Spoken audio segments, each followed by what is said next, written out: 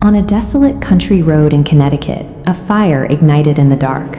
First responders arriving at what they thought was a routine brush fire instead found a human body, wrapped in layers of blankets, plastic, and duct tape. The body had been systematically mutilated. The victim was missing her fingers, her toes, her ears, and her nose. Additionally, a specific patch of skin had been carved away from her lower back. These specific removals targeted the primary tools of identification. Without fingers, there are no prints for a database. Without facial features, there is no visual recognition. By carving away the skin on the lower back, the killer ensured that even a defining tattoo would be lost to investigators. In a homicide investigation, the victim's identity is the starting point for every lead. Without a name, there is no way to connect a body to a history, a motive, or a list of suspects. Despite the extent of the mutilation, the killer did not remove the victim's jaw. Dental records provide a stable form of biological identification. By comparing the teeth of the deceased with records provided by a family in New York, the medical examiner identified the remains as 24-year-old Rebecca Coster. Rebecca lived with her parents on Long Island, yet she was discovered 80 miles away across the state line in Connecticut. The skeletal remains survived the attempt to destroy the body's identity. With the name confirmed, investigators could finally begin tracing Rebecca's final movements. Phone records showed 2 incoming calls made to Rebecca's cell at 4:10 and 4:27 on the morning she disappeared.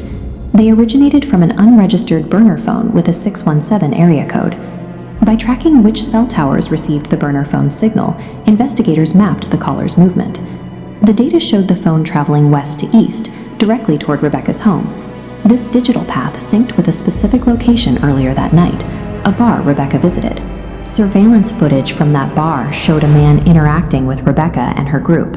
A witness recalled the man using her phone to input his contact information, the same 617 number, under the name J. Brown. Digital anonymity is often compromised when data points intersect with physical, documented locations. The burner phone was now tied to a face on a security camera. At the Connecticut dump site, the state crime lab successfully extracted 2 thumbprints from the duct tape used to bind the body. The heat of the fire had melted the tape in a way that preserved the adhesive on the underside. When the prints were run through the state database, J. Brown was identified as Evans Ganthier. Following his arrest, police processed Evans Ganthier's vehicle, a large Ford Excursion. Technicians found blood that had pooled in the narrow space between the front passenger seat and the center console. DNA testing confirmed the blood belonged to Rebecca. The tools used to transport and wrap a body, the SUV and the duct tape, became the primary evidence linking the suspect to the victim. Gantier admitted to the mutilation and the fire, but claimed Rebecca's death was an accident. He told police she had tripped on a dumbbell in his garage, falling and fatally hitting her head. The medical examiner compared this account against the condition of Rebecca's internal organs. The autopsy found no skull fractures, no brain hemorrhaging, and no signs of internal head trauma. Instead, the exam revealed severe stab wounds to the liver and the neck. While a scene can be staged, the internal forensic record of the body remains unchanged.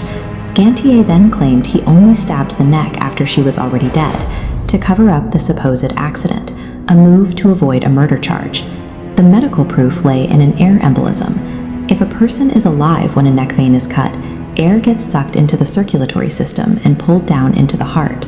This trapped air was visible on the X-ray of Rebecca's heart.